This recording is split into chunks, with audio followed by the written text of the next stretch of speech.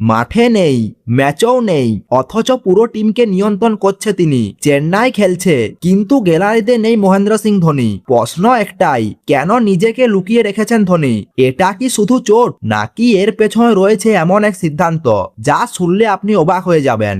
আজ আমরা আলোচনা করব এমন এক রহস্য নিয়ে যা পুরো আইপিএল জুড়ে তৈরি করেছে কৌতূহল। চোট কাটিয়ে সুস্থ হয়ে গিয়েছেন ধোনি, অনুশীলনই তো দেখা যাচ্ছে তাকে, তবুও ম্যাচের দিন তিনি গায়েব। চলতি আইপিএলে এখনো পর্যন্ত একটা ম্যাচও খেলেনি ধোনি, এটা অনেকেই জানতেন, কিন্তু আসল চমকটা অন্য জায়গায়। ম্যাচের দিন তিনি মাঠেও আসছেন না।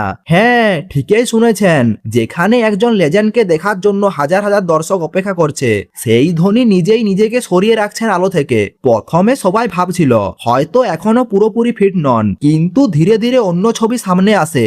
অনুশীলনে নিয়মিত দেখা যাচ্ছে ধোনিকে, সব ক্রিকেটারদের সঙ্গে মজা করছেন, টিপস দিচ্ছেন, পুরোপুরি সক্রিয়। প্রশ্নটা আরো বড় হয়ে দাঁড়ায়, মাঠে না যাওয়ার আসল কারণ কি? শেষ পর্যন্ত মুখ খুললেন চেন্নাইয়ের ব্যাটিং কোচ। তার কোথায় যা সামনে এলো তা সত্যি অবাক করার মতো।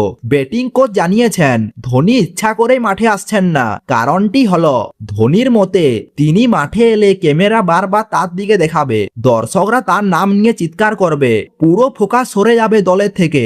এর কারণে ব্যাঘাত ঘটতে পারে খেলোয়াড়দের মনোযোগে।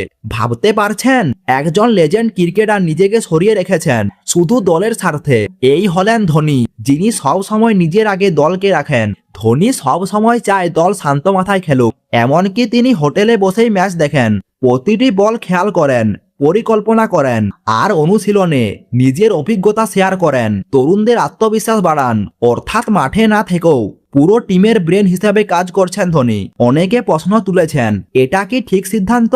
কিন্তু সত্যিটা হলো, এই সিদ্ধান্তের পিছনে রয়েছে অসাধারণ দলগত চিন্তা ভাবনা। ধোনি জানেন তিনি উপস্থিত থাকলে যতটা শক্তি দিতে পারে, ততটাই বিভ্রান্তি তৈরি করতে পারে।